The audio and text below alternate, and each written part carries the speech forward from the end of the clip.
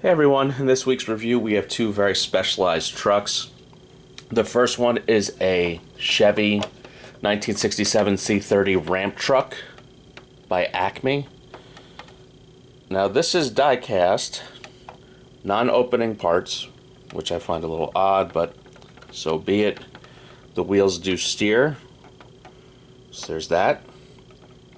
This is a limited edition of, I think, 996.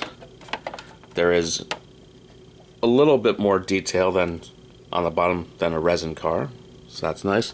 This is car number 44. Again, nothing opens, not too much interior detail. Looks like fabric seat belts, which that's nice. There's a little bit of functionality to the ramps where these, pull down. I mean, basically this just makes for kind of a neat display piece. Put something period correct going up the ramps, things like that. This retails for about 140 bucks. Not really worth that much to me. I got this from Toronto Motorsports for I think between 80 and 90 US. I didn't pay the $25 shipping because I was in Toronto at the time, and as I say, at that price I'm not mad at it. Next up, let's show you the box real quick. It is quite a long box. There's nothing interesting inside, just a basic styro clamshell. It is marked one of 996. They also make a Ford version of a similar truck. There's a Dodge coming. Comes in a couple different liveries, like a Shelby livery. Next up, by Greenlight, they are doing monster trucks. They do all the Bigfoots. This does open. It does not steer, which is kind of annoying. Detail on the inside is alright. The seats look kind of chintzy and cheap. Obviously this does not have carpeting because I don't think monster trucks have carpeting. Engine detail is pretty decent. It's got wiring at least. In the trunk it shows a fuel tank and dual batteries.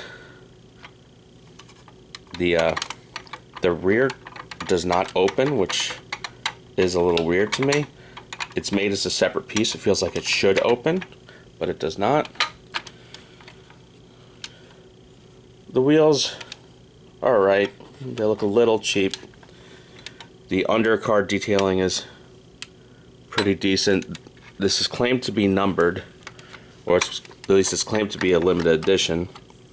There's something marked 498 on the bottom. I assume that's 498 out of what, I don't know, maybe 1500. This retails for I think about $150, and I think I paid about $80 or $90, $80 or $90 from Mint models. They always have sales and coupon codes. It's alright. This one's obviously, it's called High Roller 2. I'm not going to collect multiple monster trucks. I just wanted one. So, well, there you go. Now I have it. The box is another really big box. This series is called Kings of Crunch. Again, nothing interesting on the inside, just regular old styrofoam. Again, claimed to be a limited edition. And this is a 1979 Ford F-250. So again, Greenlight, I feel like they charge you a little bit more than what you get. The quality control is average at best, but I don't know. I think it's a neat piece to have in the collection. So tune in next week. I think we'll do a few more weeks of these pairs before I start running low. But the more you support the channel, the more cars I buy. Just a little shout out to the fact that I've hit over 500,000 views on the main collection. Please like, subscribe, pass around to anyone else with similar interests. I'd like to see some of the other collection videos get just as big as the main collection. So have a good week, and I'll check you next week. Later.